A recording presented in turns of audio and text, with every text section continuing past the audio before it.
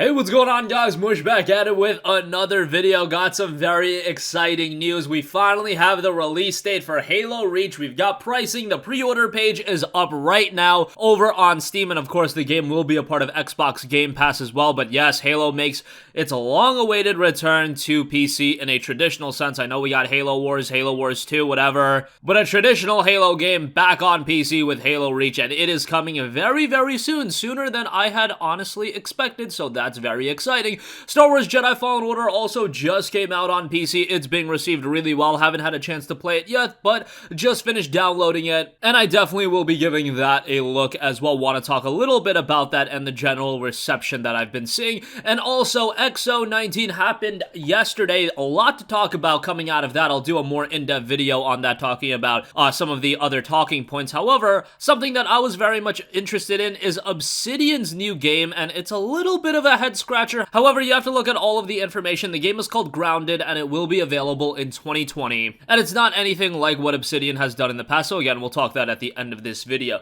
First up, Halo Reach will be coming to Steam, PC, Xbox Game Pass, Windows Store, whatever, on December 3rd. So we are just, what, a little under 3 weeks away from release as of the recording of this video, 18 days. Super exciting to see, as Halo was announced for PC all the way back in, what was it, May or April, maybe March of this year, so it's been a long time coming. I thought we were gonna get the release of Halo Reach going back to like E3. I thought it would be ready by the summer, but obviously they had to do some more polishing work on it. They did a lot of testing for the game. They want to make the PC version as good as possible because this is something that has had literally years upon years of build-up. I think we can make an honest assessment that there has been a decade of build-up, maybe even over that, for Halo to make its long-awaited return to PC. Obviously, we had Halo 1, we had Halo 2, Halo Wars 2, and then like Halo Spartan Assault, but traditional Halo, we haven't seen it on PC since the release of Halo 2, but with Halo Reach, it'll finally be coming to PC, and again, it'll be dropping December 3rd. The pre-order is live right now, and Halo Reach, if you want to buy that alone, that'll be $9.99, and then you can buy the entirety of the Master Chief Collection for $39.99. So from a pricing standpoint, this is phenomenal. I was very vocal about the fact that I was worried about Halo MCC on PC from a pricing standpoint, because if they were to price each game at $15 to $20, then you would be looking at like a $90 to $120 price point, and that just would have been too expensive. People would have still bought it because it's Halo on PC and people are so excited for it, but that would be a little bit too expensive. But this way, $9.99 a game and then $39.99 for the entire collection, and of course the entire collection includes Halo Reach, Halo Combat Evolved Anniversary, Halo 2 Anniversary, Halo 3 ODST, and Halo 4, so from that standpoint, it is a steal. Outside of that, if you don't want to buy it on Steam, it is going to be available on Xbox Game Pass, so with your subscription, $5 a month, you will get all of the MCC with Halo Reach coming on December 3rd. It is becoming more and more of an insane value, and let me reiterate that the first 3 months of Xbox Game Pass Ultimate is available for just $1, and I do believe they added Rage 2 on there as well. I wasn't a big fan of Rage 2,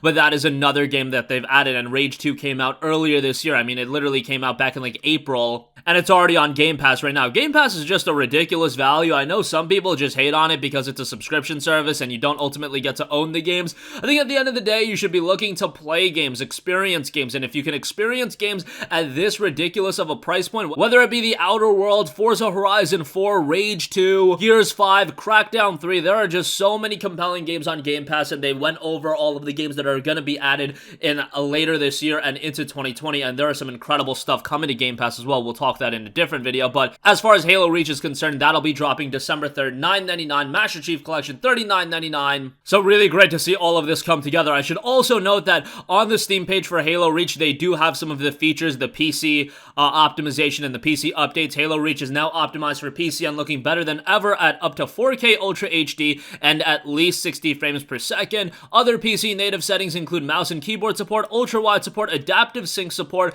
FOV customization, and more. Forge, and you do have Firefight in there as well, and I love Firefight, so I'll definitely be interested in checking that out. So that's coming December 3rd, but what's available right now? Star Wars Jedi Fallen Order dropped today, and it is getting some really great reviews. The Metacritic for the PC version of the game is currently sitting at a 90, which obviously a very good score. Looks like Respawn really did a good job with this one, and if you want that high-quality Star Wars experience, it looks like you're going to be getting from Respawn rather than from DICE with Star Wars Battlefront, although Battlefront 2 was a pretty decent game. game. That game just had some horrendous marketing, but from a fundamental gameplay standpoint, I thought Battlefront 2 was a pretty decent game, and they've been updating it. But yeah, EA just about ruined that game. But Jedi Fallen Order, the promotion to this game has been perfect. They've been representing the game as what it is. They didn't shoehorn microtransactions or anything like that, and that's something I definitely think EA would have done had Battlefront 2 actually been initially well received and had they actually gotten away with doing stuff like that. But now we have Jedi Fallen Order. $59.99 as a price point might be a little bit too steep on Steam, given that this is a game that you're probably going to play once. It'll probably be, a 12 to 15 hour experience, and then you'll be done with it. Obviously, if you do want to pick up the game on Origin, you can get Origin Access Premier, and that's $15 a month or $100 a year, and you can play this game that way. You can play NFS Heat, and you can play all of the other upcoming EA titles. Origin Access Premier is not yet available on Steam. That will be coming in early 2020, unfortunately. If you do want Jedi Fallen Order on Steam right now, your only option is to pick up the game for $59.99. Probably going to be a game that's worth $59.99 if you're okay with having a shorter experience. I know these days, with all of these massive open world games and whatever the case may be, a game that is a little bit on the shorter side, and 15 hours for a single player driven game, I think that's perfectly fine. Honestly, that's more so up my alley because all of these games go in, 50, 60, 70 hours with everything else going on in my life right now. Really can't get invested into games like that, but a 15-hour quality single-player experience, I find that a lot more palatable, and the game also has a very positive reception on Steam right now, 91% positive based on 1,090 user reviews, and I do believe the game is the top seller on Steam right now. I'm trying to pull up how many people are concurrently playing it, 33,278, which I would say is a pretty good number, given that this is the kind of game that is going to have a split user base. There are people that are playing it on Steam, that 33,000 concurrently right now, but then a bunch of people did pick it up on Origin. There are a bunch of people that are subscribed to Origin Access Premier. So overall, it does seem like commercially the game is trending pretty well right now, and from a critical standpoint, did pretty well on that end as well. Lastly, I do want to talk about Obsidian's new game quickly. XO19 happened yesterday. It was Xbox's big conference, and they revealed a lot of stuff, a lot of Game Pass updates, and I'll go over that a little bit more in-depth in a future video. But during XO19 in London, Xbox Game Studios and Obsidian Entertainment announced Grounded, a brand new first-person co-op survival game coming spring 2020 to Xbox One digitally through Xbox Game Preview and with Xbox Game Pass, Microsoft Store, and on Steam. Grounded will be the first Xbox Game Preview title available with Xbox Game Pass, and in Grounded, players are shrunken to the size of an ant and tasked with surviving in the unique micro-world of a suburban backyard. Players must gather, craft, and build bases with every object found within the yard, searching for life-saving resources and living alongside giant peaceful insects while fighting to survive massive hostile inhabitants. Grounded provides a mix of environmental and narrative-driven storytelling set in a versatile handcrafted sandbox structure. It allows players to create their own experience from the ground up. Okay, now here is the thing that you do have to take away, because I know a lot of you guys are inherently going to be disappointed that this isn't a big RPG like the Outer Worlds or what Obsidian is known for. It is created by a small development team, one of many working on new projects in the studio. Grounded is a true passion project.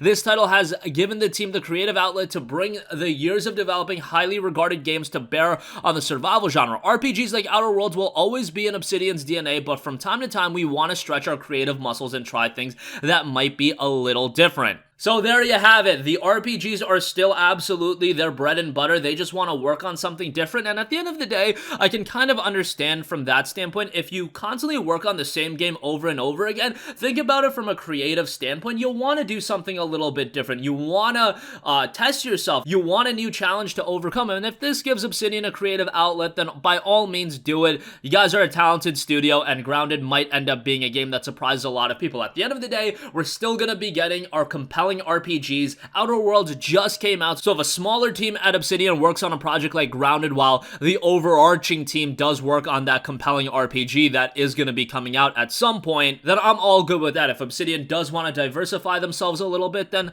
go for it. I just think it wasn't the best idea to initiate this new partnership with Xbox and Xbox Game Studios, and then the first game you announce is Grounded, because that is going to give people a warped view and a warped narrative. Now you must establish that this this is just a passion project, this is just a side project, that this ultimately isn't what Obsidian and Xbox Game Studios teamed up to continue making. It's not like Microsoft came at Obsidian and was like, you guys gotta make Grounded, this game is gonna be the biggest success ever. No, it's an Obsidian passion project and Microsoft is just coming on board with it, and Obsidian will ultimately continue to work on great RPGs. So that's gonna conclude this video, guys. Again, Halo Reach's release date has been revealed and it's coming very soon on December 3rd. Star Wars Jedi Fallen Order dropped today. Let me know, are you checking it out? Are you gonna wait on a price drop? Maybe you're subscribed to Origin Access Premier. Let me know. And Grounded is the next game from Obsidian. Little bit of a shocker, however, it's just a creative outlet for them. It's something that they want to do, a passion project, and ultimately they will continue to work on big RPGs. Outer Worlds just came out. I'm sure a lot of you guys haven't even played that yet, so go and play that. You can sign up for Xbox Game Pass for $1.